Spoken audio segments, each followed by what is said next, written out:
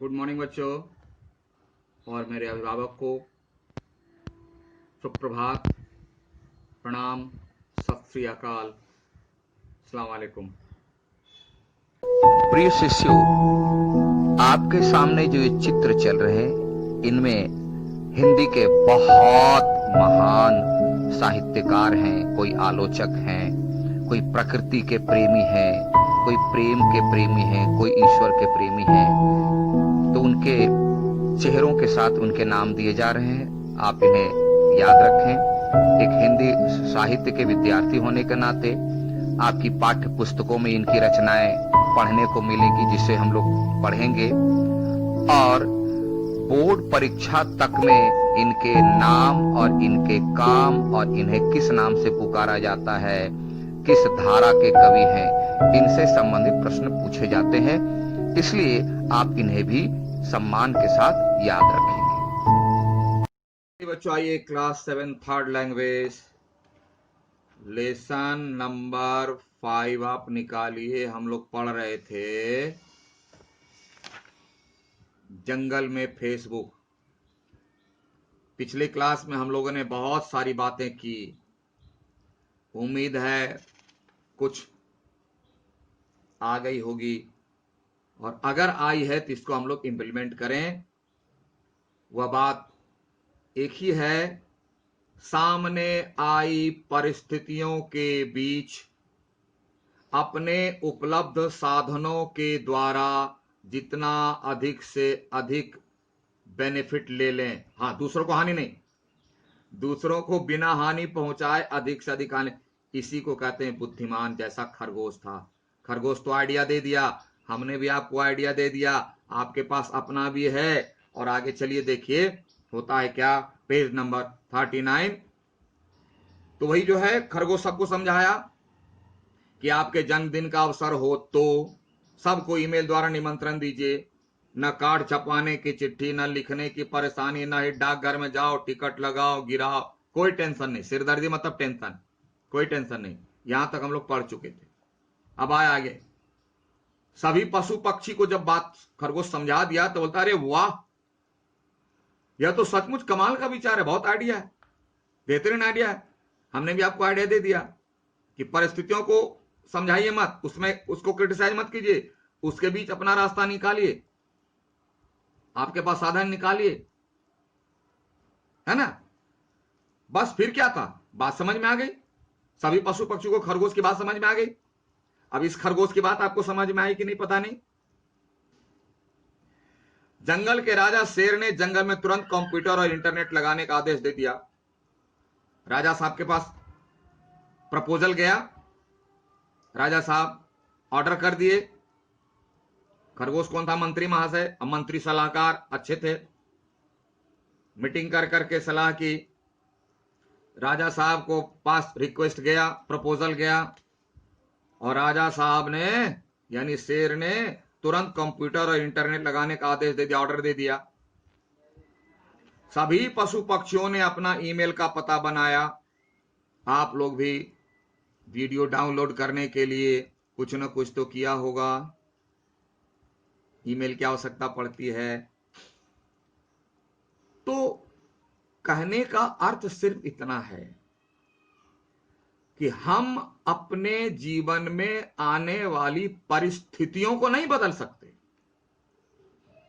हां, परिस्थितियों के बीच हम कैसे निकल जाएं, अपना काम कर लें, इसके लिए साधन हम लोग बना सकते हैं। और विज्ञान यही किया है,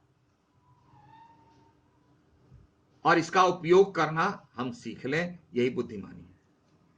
ईमेल पता बनाया। अब सभी पशु पक्षियों के मित्रों और सगे संबंधियों की चिट्ठियां और तस्वीर इंटरनेट पर आती, बैठे बैठे सब काम हो रहे हैं। फेसबुक की सहायता से उनके बहुत से बिछड़े मित्र भी मिल गए थे, क्योंकि सब उस पर है। फेसबुक क्या है, एक तरह का मार्केट है, प्लेटफॉर्म है, सबसे भेंट हो जाएगी। अब आइए थोड़ी सी फिर से चर्चा कीजिए कि पिछली कक्षा में हम लोग बहुत सारी बातें की, चर्चाएं की, यहां भी बात आई कि हम भी खरगोश की तरह आपस में मिल बैठकर विचार करें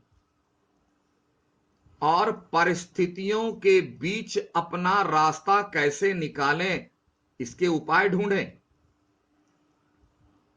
और इंप्लीमेंट करें। यही बुद्धिमानी है। विज्ञान क्या कर रहा है? विज्ञान क्या कर रहा है? हमारे सामने जितनी और जैसी परिस्थितियां खड़ी हो रही हैं, तो परिस्थितियों को तो बदल नहीं सकते। विज्ञान परिस्थितियों को नहीं बदल सकता। क्या करता है? परिस्थितियों के बीच हम अपना काम कैसे निकाल लें, इसके साधन उपलब्ध करा रहा है और इस पर रिसर्च चल रहा है। क्योंकि अगर विज्ञान, सोचिए बारिश होती है तो हमें परेशानी होती है काम करने में। छोटा सा एग्जाम्पल है, तो क्या आपने कहीं देखा, पढ़ा कि बारिश को रोकने की एक दवा आई है कि जब भी जाना हो, बारिश हो रही हो तो स्प्रे करके चलते जाइए, बारिश रुक जाएगी? नहीं आया।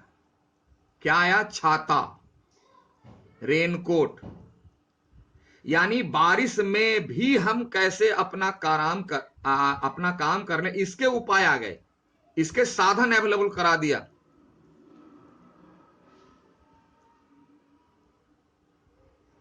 तो हम इस पर ध्यान दें कि परिस्थितियों को नहीं बदल सकते हैं। परिस्थितियों के बीच हम अपना काम कैसे करें, इसके उपाय वैज्ञानिक साधनों के द्वारा लें और इसका उपयोग करें। हां, दुरुपयोग नहीं, मिसयूज नहीं करें, सदुपयोग करें। और ऐसे करने वाले व्यक्ति को ही बुद्धिमान कहते हैं, विवेकी कहते हैं, यही फायदेमंद है। चलिए, तो आज हम लोग इस पाठ को यहां खत्म किया। चलिए, डेट लगा दीजिए और टाइम लगा दीजिए। टाइम नहीं, डेट कर दिया, लिख दिया कंप्लीटेड। ठीक है, और आइए क्वेश्चन पर थोड़ी चर्चा कर लें। टिक लगा लीजिए। तो मौखिक में आइए, क और ग को मिला दीजिए। क और ग, जैसे सुंदरवन में कौन रहता था?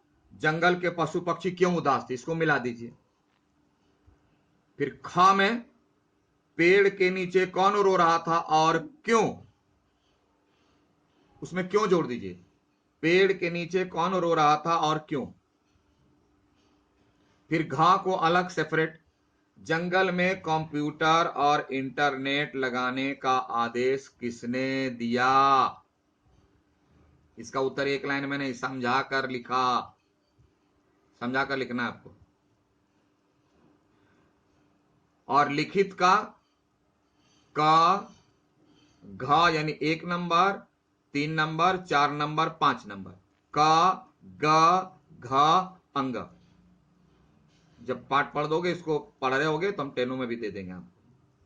ठीक है, तो इसको भी आप लिख दीजिए कंप्लीटेड, और आज का डेट दे दीजिए, और इसे पढ़िए, समझिए। तब तक के लिए have a nice day. Thank you.